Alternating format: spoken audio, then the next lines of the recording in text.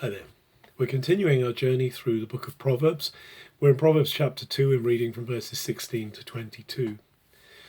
Having given wisdom a feminine form, having said that she's the voice of a woman crying out, Solomon now turns his attention to the opposite, to the woman, to the female form who is drawing into evil.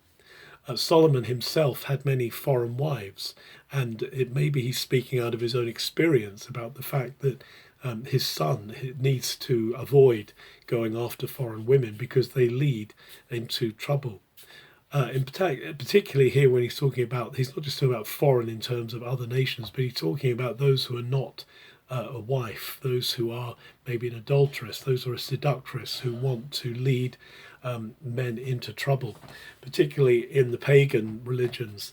Baalism and so on, had prostitutes who were dedicated to shrines, and they would engage in sex with worshippers to try and fertilize the earth.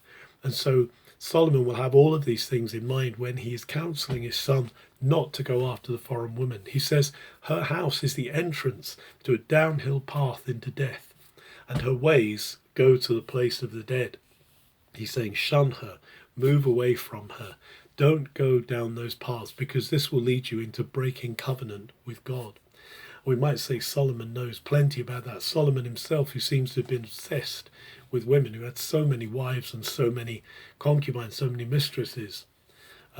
But we can be sure that God is wanting us in our relationships, in our sexual relationships, to be faithful, to be continent, to use an old word, to be those who follow him in his ways. So let's be careful to meet God's heart, to hear God's heart in this, to hear the voice of wisdom, which, as I say, Solomon has presented as a feminine voice. It's not a misogynistic thing he's doing here, because he's presenting the voice of wisdom as being a woman's voice.